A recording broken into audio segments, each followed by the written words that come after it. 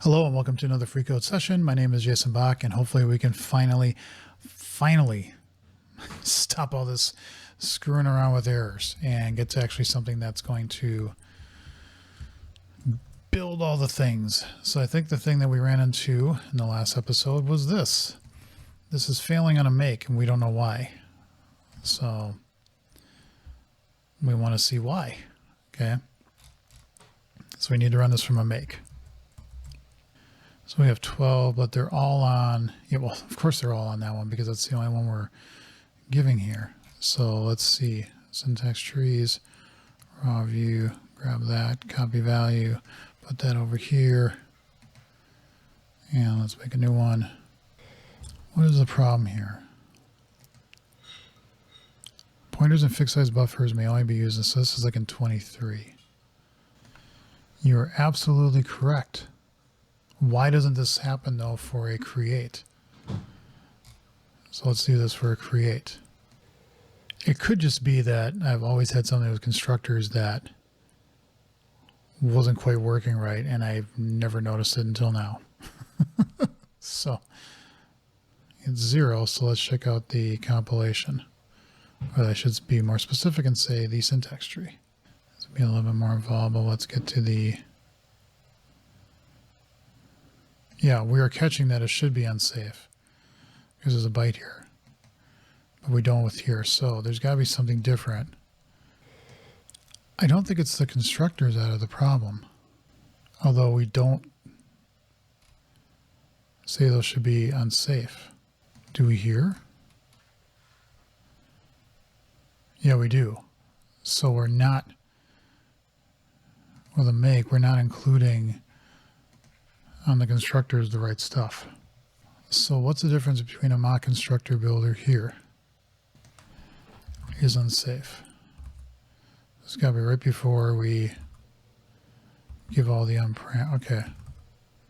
And then we say is unsafe here.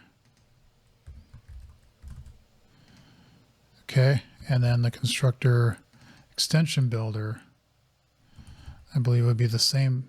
Well, that's that one. We want to look at this one. Okay. So as we're going through all the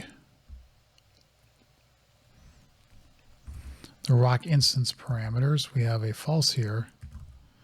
I might have inadvertently commented this out for all I know. I'm not sure. We do that before the direction. And then we say here that. Okay. This is on the make. So we build, and it's the same for both. Okay. So now what we should have is when we do the code generation test for both creates and makes, there should be no errors. And I'm not going to debug them. I'm just going to think that both of these should work. And they do. Okay, so now what I'm going to do is shut down startup again, rebuild everything, and see if, make sure to uncomment this, but see if everything builds, because that's the, I think the next thing we wanted to do in our list. Yep, that's done. Okay, so I will be right back with that fix. Okay, it took forever, but all tests passed, so that's another good sign. So anything I've not committed. Almost done verifying. Ref, like return types are working. Because we want to do one more test on the integration side.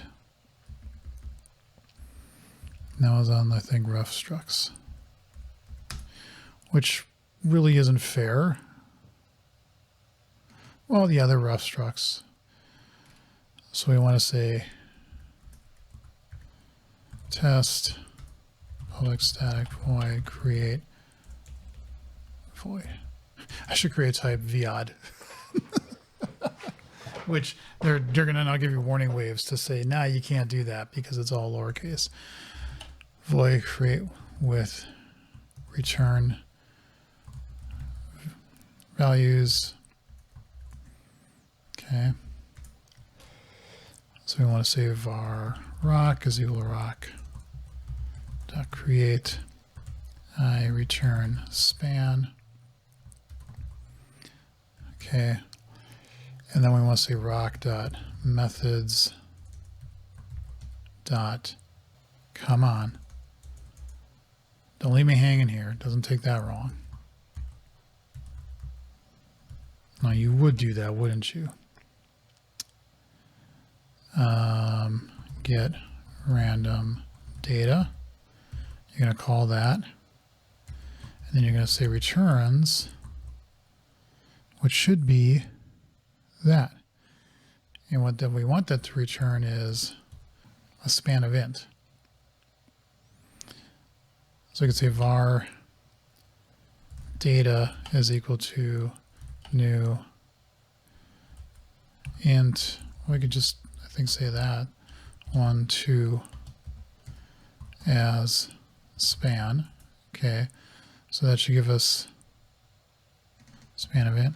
So now we say here that. Looks weird, but it works. Hopefully. Properties, getters. So we don't care about the setters really. Values, returns. Except now in this case we want to say var values is equal to new. I think it's B. 1B, 2B as span. Yeah, it doesn't know what that is. I forget what the, say byte. We'll just be specific because I can't remember what it is. And now that should be a byte. So we can say here, If this doesn't really work, I don't know if I'm just going to scream or chunk equals rock.instance. I'm going to say rock.verify. We have assert dot multiple.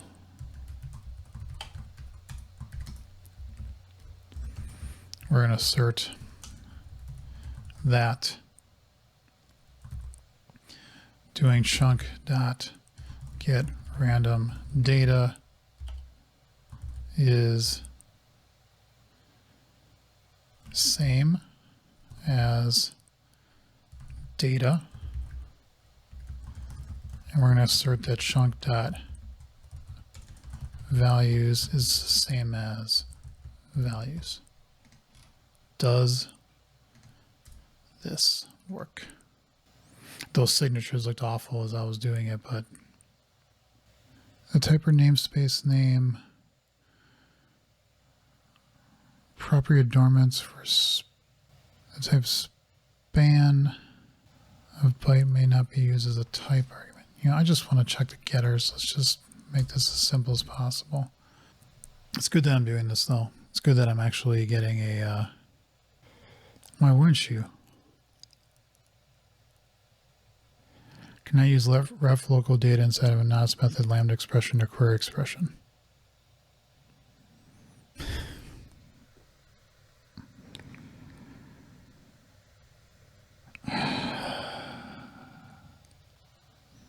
Well, it succeeded that time. Okay. It's doing a whole bunch of changing. Now this is going to fail. At least it's going to fail because we are not calling the verify should fail. Yeah, bad exception, but it fails. Okay, so now what we could say here is, let's say var data is equal to this. And what we could say is data dot length is equal to 2. We could also say data length, just data. We can't say contains, right? Has value? Item? Not at, I don't care. Can I say at 0? Yes. So I could say data.0 equal to 1 And then I could also say here, 1 is equal to 2. And then we say here, var values is equal to chunk dot values. And then we say values dot length is equal to 2. We can also do the same thing here with these and say values of that is equal to that. Run these tests and let's see what happens. It does suck a little that you can't put the span in there, but it kind of makes sense. You can't have that passed into a lambda like that. So look at that, it passed. I'm just going to say 3, 4, and 5 because I want to be a little bit more explicit and say this is 3, this is 4, and then this is 2, 5. Now run it. Yes. We could do a make here as well, as we should.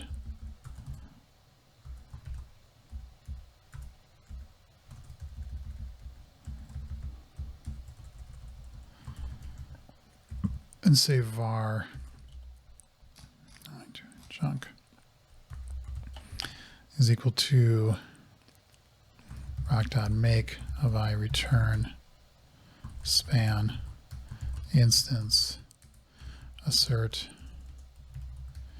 that chunk of get random data is equal to default of a span of int. Okay. Oh, come on. You like that? You don't like that. Of course you don't. Use equal to. Yeah, I can't. I think that's in Unibug. You can't say is equal to. And then we're also going to say assert that chunk dot values equal to default of a span of byte is true. Because all we're saying here is that these two should just give default values and we don't care what they are. So in all honesty, this should have worked before anyway, but we're just making absolutely explicitly sure that they do work. And they do. Okay, so I think we're in a very good spot because I think we have now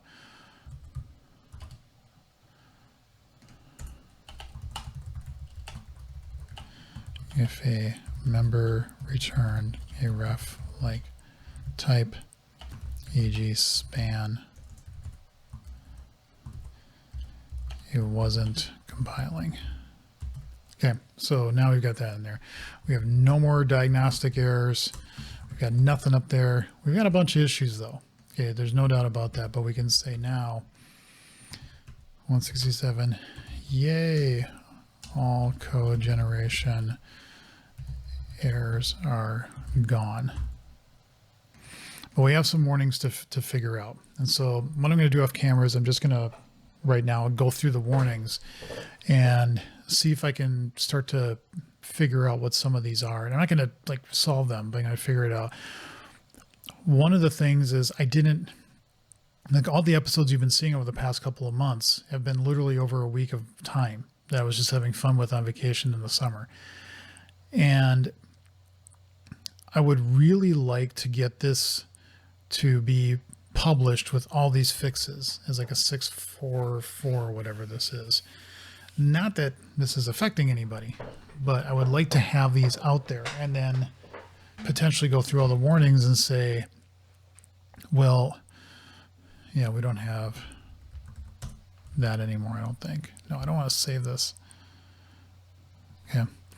So I think what I want to do is go through these warnings, but then before I dive into those, make a determination if, let's say for this 167, we fixed all the errors, we fixed all the compilation errors, push that out, and then do like another issue in rocks that says handle, address warnings in code generation tests. And I'm thinking right now that might be the way I go, because I don't want these to go out, sitting even longer for me to fix stuff. And I really, really need to get the C# 11 features in rocks and get those done.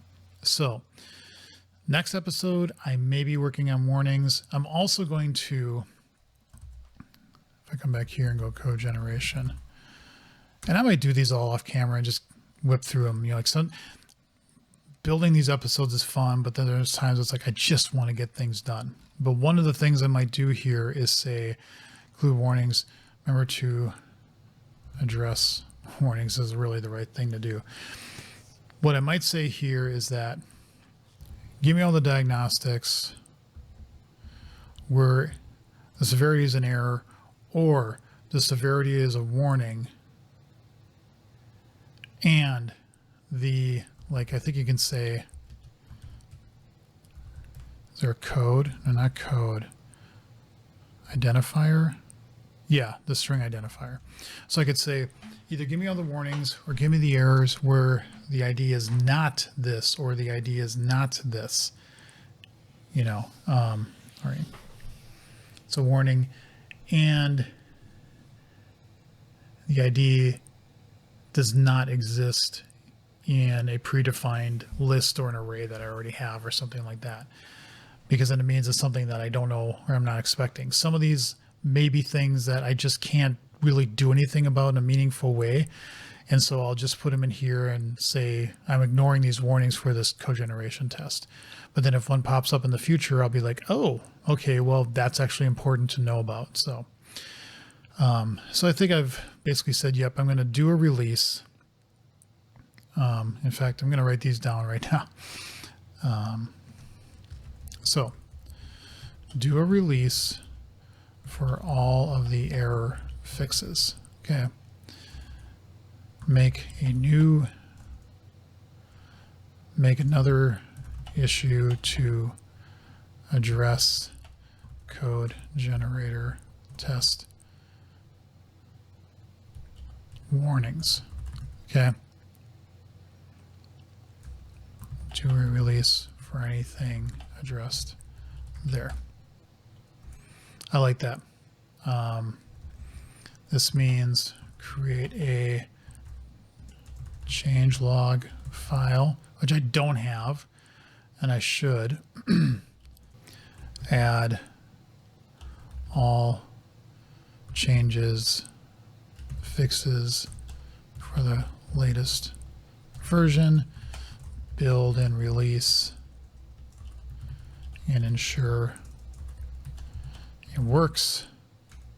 Publish to NuGet, and I really need to do that automated. Okay, then we'll do a release. Okay, I'm good with that. So, wow, that has been a journey and a half. That has really been a long journey, and I have the feeling that there was a slight bug in if I did a getter and a setter, and I'm not sure if I really even want to see that, or just handle if it comes up. Like if you had a property that's a getter and setter of a span, you really should be, I can't let that go. My brain's not going to let that go. Check get set property. Why am I doing this here? Let's put this up here. But if I do have a problem with your check to see if a property that is get set and has a ref-like type, that it'll work in an integration test. Okay, but I'm not going to do that as a video. If that's a problem, I will figure that out on my own, because I need to move on, at least to hit the warnings, but really to get to C# 11 issues with this. There's things that are going to be coming up that I know are going to bite me, and I have to get moving on that with rocks. So thank you all for watching. Leave comments and questions below. See you in the next episode.